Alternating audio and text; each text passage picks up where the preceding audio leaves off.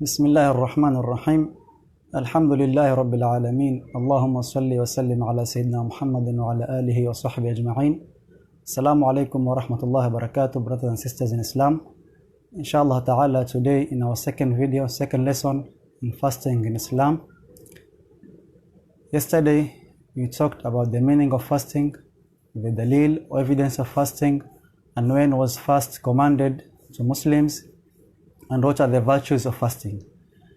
Today in our new video, inshallah ta'ala, we will talk about the Islamic legal rules on fasting. Islamic legal rules attached on fasting.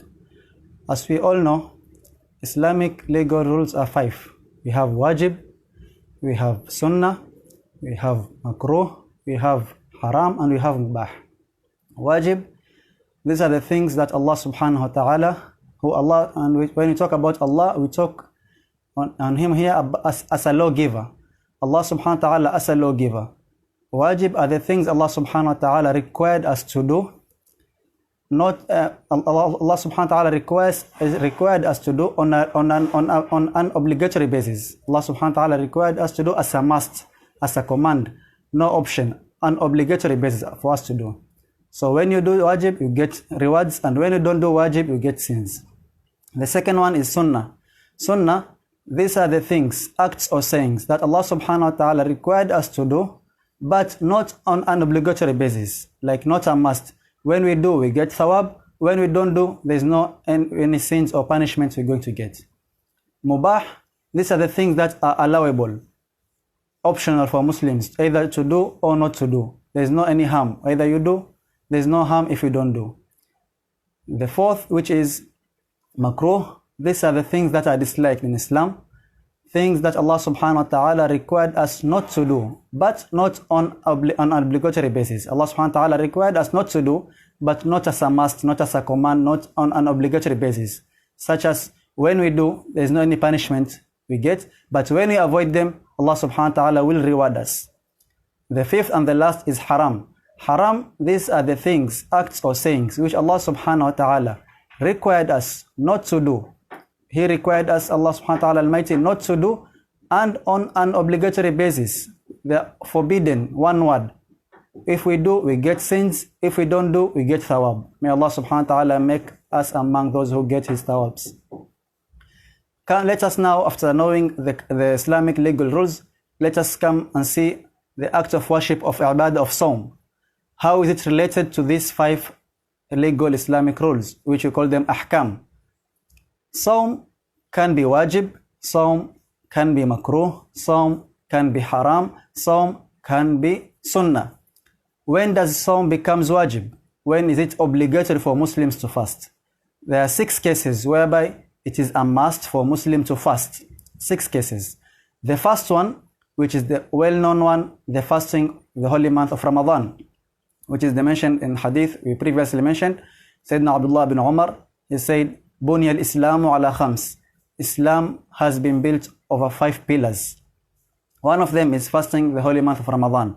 So fasting of the holy month of Ramadan is wajib. It's among the wajib psalms. The second wajib, the second psalm which is wajib for us to fast is the makeup days of the makeup psalm, which is the missed days during Ramadan. You fast Ramadan, you miss some days, maybe because of the hayd, maybe because you are sick, maybe you traveled. The days you missed in Ramadan, it's wajib for every Muslim to make up, to do qada and pay them and fast them. So that's the second type. The third type of psalm which is wajib is the kafara. Kafara is the expiation psalm, which whereby someone makes an amends after he made a wrongdoing. You amend for the wrongdoing you made. Like, for example, you did kill someone accidentally, or you made an oath and you failed to fulfill it. You did not fulfill an oath that you made upon Allah subhanahu wa ta'ala. So you have to fast 3 days, or you fast the number of days that you're supposed to fast as kafara, expiation. The amendment you make amend for the wrongdoings that you did in Islam, in Sharia. The fourth type of psalm that is wajib is the psalm of fidya. Fidya is when someone goes for Hajj or Umrah. There are some mistakes if you do, you are required to slaughter, to make a sacrifice. If you cannot do that, the second option you are told you have to fast. So that fast is called fidya. It can either come in Umrah or Hajj. Maybe you are not allowed to cut your nails while you are in Hajj. You are not allowed to remove anything from your hair. If you do that, the penalty, it's either you fast, you are told you do slaughter a goat, to make sacrifice, you do slaughter a goat. If you can't, the second option you are given, you are told to fast 3 days or a number of days that you are given as a fidya. The fifth type of Sawm that is wajib is the Sawm whereby an Imam, Islamic ruler, either this Khalifa, the Islamic ruler who rules, asks or orders the Muslims to fast because of famine. There is no rain. People are suffering out of rain. There is famine. He asks Muslims, orders Muslims to fast on an obligatory basis, so that maybe 3 days. After the 3 days, they go out and pray and ask Allah subhanahu wa ta'ala to bring rain. That is called Sawm Istisqa, which is also wajib if the Imam orders Muslims to fast. That is the fifth. Sixth and the last is the Sawm of Nadir. Nadir is when you make a vote to Allah subhanahu wa ta'ala. If Allah subhanahu wa ta'ala, if you give me such and such, or if for example, someone who is close to you is sick, if Allah subhanahu wa ta'ala, Allah, if you heal him or her, I'll fast this number of days. I'll give sadaqah. That is called Nadir. So if your Nadir is on Sawm, you say, Allah subhanahu wa ta'ala, if you give me such and such, if you get me married, if you give me a car, if you give me this and you give me a child, a baby boy or a baby girl, I'll fast 3 days or 4 days.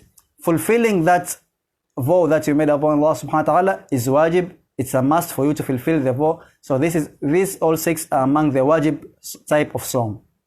The second type of Sawm, or the second legal rule at such a Sawm, is Sunnah. Sunnah, as we say, it's something that is volunteering, recommended in Islam. If you do, you get thawab. If you don't do, there's no harm. The Sunnah type of Sawm are divided into 3. The first one, there is the first Sawm Sunnah, which repeats itself only once a year. In the whole lunar year, we only have it once in a time, and in a year. For example, such as Arafah, the 9th day of Dhul Hijjah, or Ashura and Tasu'ah, the 9th and the 10th of the holy month of Muharram, or the 6 days of Shawwal. These only happen once a year. You cannot get 6 Shawwal and the 6th of Shawwal twice a year. You cannot get Arafah twice a year. You cannot get Tasu'ah twice a year. You cannot get Ashura twice or more than twice a year. It's only once a year. So these are the types of fast which are only once a year. They are Sunnah fast. The second Sunnah fast, which comes every month. These are 2 types. They're the white days and black days. White days are the 13th, 14th, 15th of an Islamic calendar, of Islamic month. 13th, 15th, and 13th, 14th, and 15th of Islamic month. These are called as white days. They are called white days because the month during these days is a full moon. The moon is full. During these 3 days, the moon is full. So it's encouraged for Muslims to fast these 3 days. The other 3 days that repeat themselves every month are the black days, which is the 28th, 29th, and the 30th of each month of Islamic calendar, of Islamic month. Sometimes an Islamic month might end by 29 days.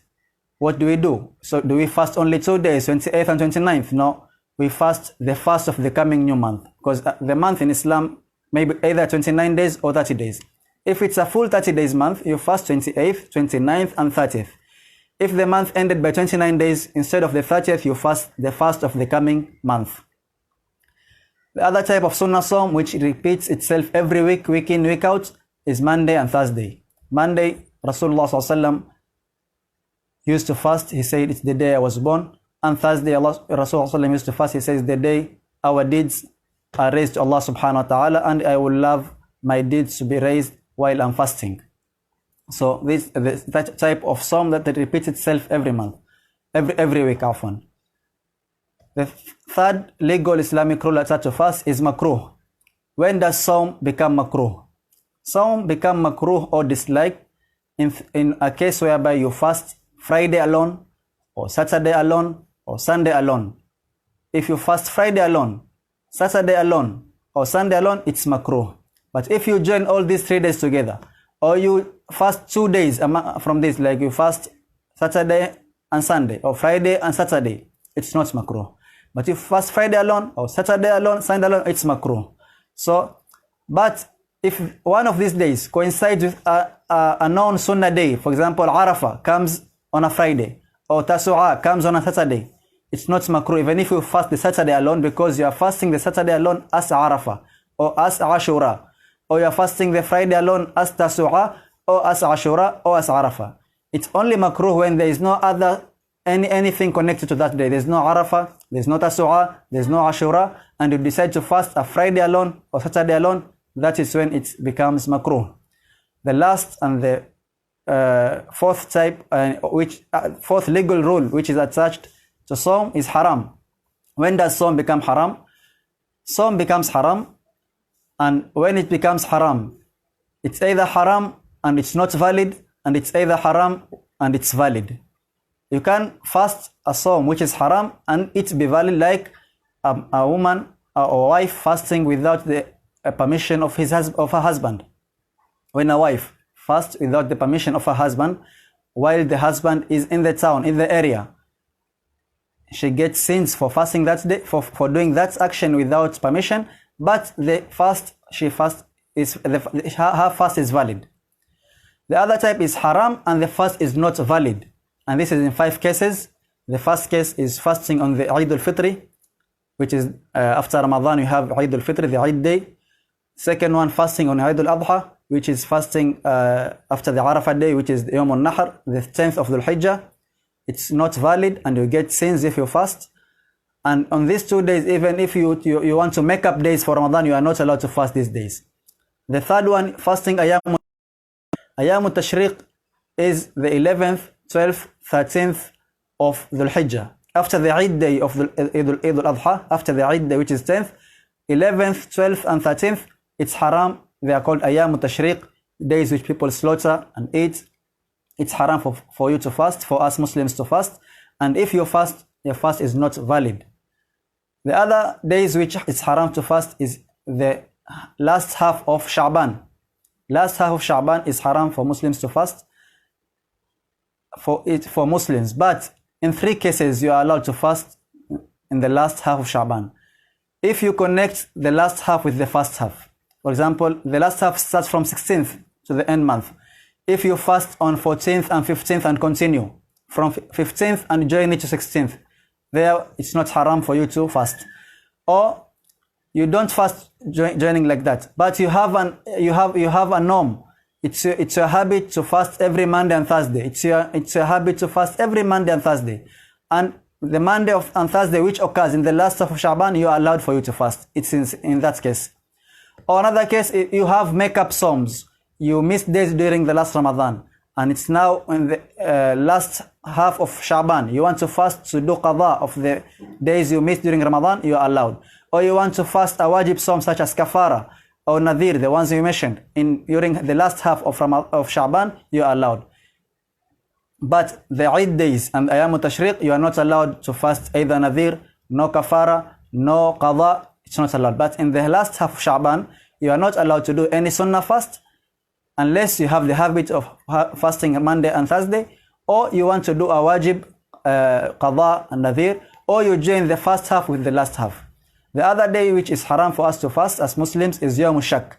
Yawm al-Shak is the last day of Sha'ban, 30th day of Sha'ban, whereby people are talking the moon has been sighted, others saying moon has not been sighted, but there is no witness, no genuine witness that proves the moon has been sighted. Such a day, it's haram for a person to fast unless you have qadha, you have nadir. In such a case, you are allowed to fast, similar as we said in the last half of the month of Sha'ban. May Allah subhanahu wa ta'ala accept our deeds. May Allah subhanahu wa ta'ala accept all this we are doing. May Allah subhanahu wa ta'ala make us min alladhina yastami'una al-qawla wa yattabi'una ahsanah. Wassalamu alaikum wa rahmatullahi wa barakatuh.